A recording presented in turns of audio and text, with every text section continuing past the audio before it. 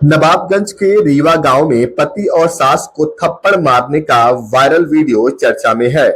बहू अनीता मौर्य अब मीडिया के सामने आईं और उन्होंने सीसीटीवी फुटेज को फेक बताया। उनका कहना है कि सोशल मीडिया पर वायरल वीडियो को एडिट किया गया है और सच्चाई को तोड़ मरोड़ कर दिखाया गया है। घटना को लेकर क्षेत्र में चर्चा तेज है। वीडियो वायरल हो रहा है।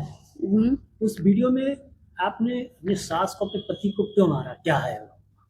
जी, मैंने सास को फिलहाल मारा नहीं है और वो जो वीडियो है वो एडिटिंग किया गया है।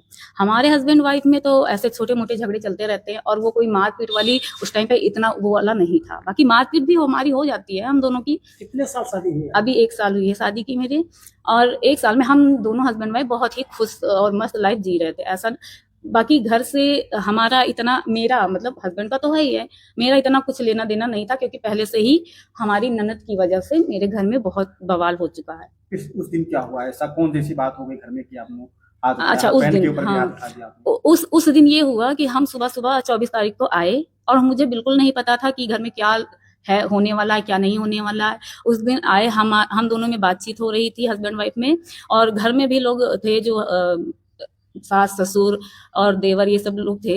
इन लोगों ने मिलके कुछ ऐसा कुछ बोला ऐसे, जिसमें हमारे मुझसे ऐसे हस्बैंड वाइफ का झगड़ा हो गया।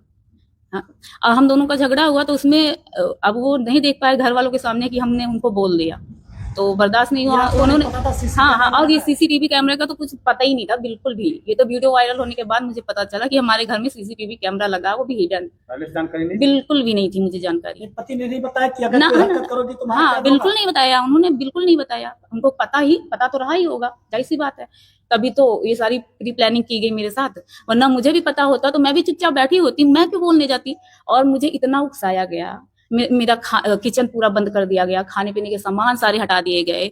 फिर मैंने जब ये बोला कि ठीक है आप अपना हटा भी लियो तो ठीक है, मुझे मेरे शादी का बर्तन दीजिए। और मैंने 1 घंटे मशक्कत के बाद, मतलब 1 घंटे तक कंटिन्यू मैंने उनसे पूछा, और वो औरत बाहर होती थी, मतलब मेरी सास, तब वो हम जवाब फटाफट देती थी, ऐसा नहीं था कि नहीं देती थी। लेकिन जब बाहर थी, ये लगभग 1 घंटे तक बाहर बातें होती रही कि दे दीजिए, आप बता दीजिए, हम खुद ही ले आते हैं। फिर जब उनको लगा कि मैं एकदम हाइपर हो गई, अब 2 दिन तो खाया नहीं था, तो जाहिर सी बात है इंसान को गुस्सा आएगा। अब बार बार मुझसे बकवाती रही और अंदर घर में भागने लगी। मैंने ये भी कहा कि घर में क्यों जा रही हो, भाग काहे रही हो? हाँ, नहीं, अब मुझे क्या पता था कि अंदर क्यों भाग रही है।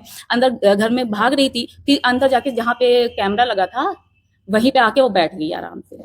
और मैंने उनसे पूछा, फिर वही बात मैं पूछ रही थी, आप बता। नहीं, हाथ मेरा उठा नहीं, मैं हाथ से सिर्फ ऐसे पूछ रही थी झकझोर के कि मतलब बताइए आप बोल क्यों नहीं रहे, मुझसे कुछ हाँ या ना तो बोलो। भाई वो बिल्कुल कुछ नहीं बोल रही थी, एकदम म्यूट थी।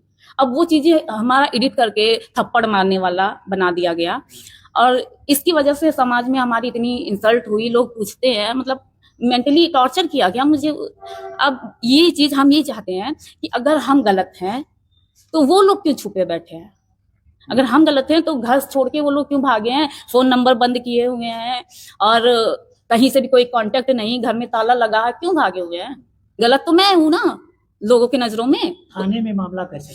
थाने में मामला यही हुआ था, जो हम लोग सुबह जब आए 24 तारीख को, तो हम दोनों का जब झगड़ा हुआ, इनका तो प्लानिंग था कि ऐसा ऐसा करना है।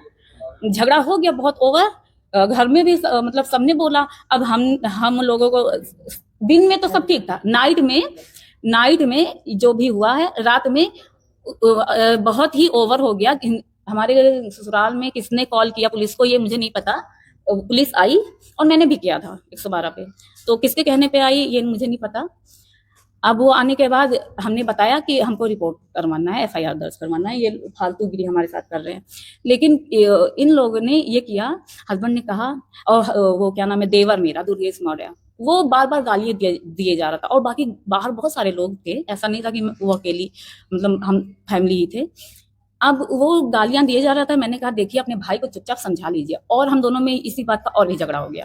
उन्होंने कहा ठीक है पुलिस में मत जाओ, हम इसको थप्पड़ मार देंगे तो तुम शांत हो जाओगी। हमने कहा भाई थप्पड़ मारने से क्या होता है, वो अभी इतनी बार उसने बदतमीजी की है, आपने कभी रोका ही नहीं, आज थप्पड़ मार के रोक के क्या ही मतलब है।